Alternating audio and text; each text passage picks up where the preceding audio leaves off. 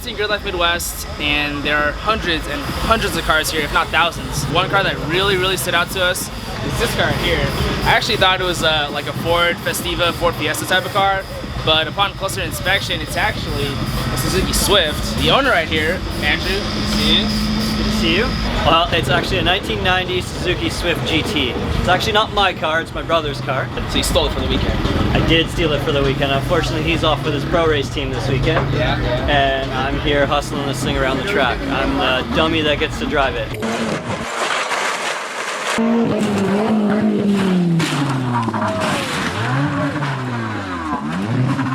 The first thing we noticed when you popped the hood was it's a little something different.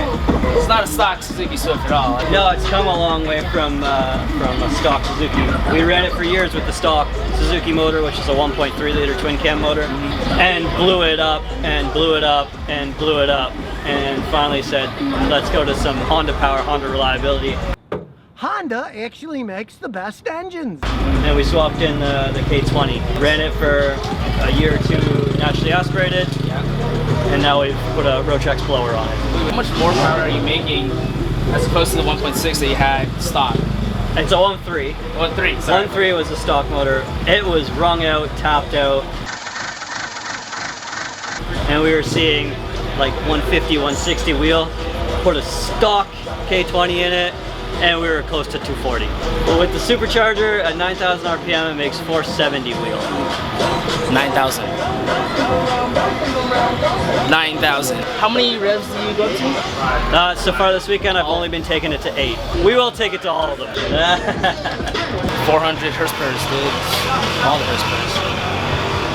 Will you talk to us a little bit about like the fabrications that you had to do to fit this engine? Because you guys obviously had to do some stuff to make this thing fit in here. Yeah, there's custom fabricated engine mounts, but we actually didn't have to make anything wider or bigger. It just fits between the frame rails. Obviously, you see we kind of hacked off the rod support at the top, but it fits between the frame rails. It fits front and back. Barely, but it's in there. Basically, the only aero on the car that you might be able to buy are the canards, which funny enough came off of a McLaren GT4 car. Everything else is custom made by my brother Kevin from C3 Carbon Composites. He learned how to build carbon because he used to be a pro windsurfer. And from that, he learned how to build windsurfing boards.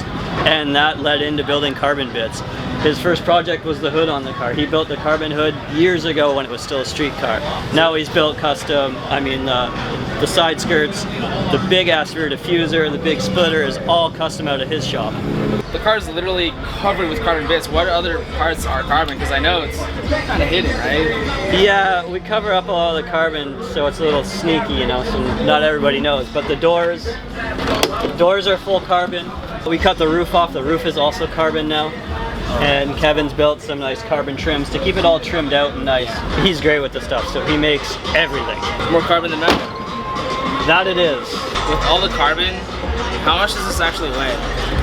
It weighs about 1,700 pounds with my fat ass in it. That's K-Tune's shifter mechanism that they build for the K-Series cars. Shifts really fast, really smooth, really nice.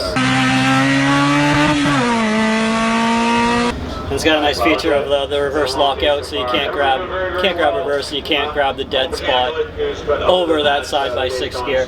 As for the pedal box, it's a tilt and the floor mount pedal box, so that allows us to have dual masters. So we got a master cylinder for the front brakes and a master cylinder for the rears. That allows us to adjust brake bias from the balance bar, also master cylinder sizing to the calipers. It works way better than anything that you got in your factory street car. Especially 1990 Suzuki Swift stuff, because that stuff did not work that good. Tell us a little bit about your tire and wheel and brake setup. Okay, so we got the Koenig dial-in 15x9s all the way around. Great light flow-formed wheel.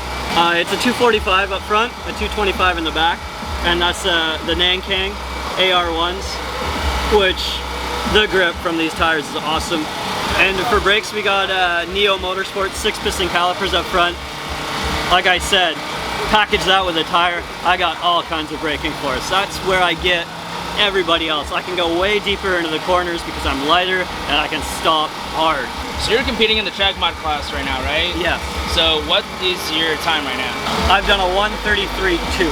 So with the 1:33.2, you're sitting first in track mod right now? I am sitting first in track mod right now. Second place is a Dodge Viper at a 1:33.3. So I got him by a 10th right now.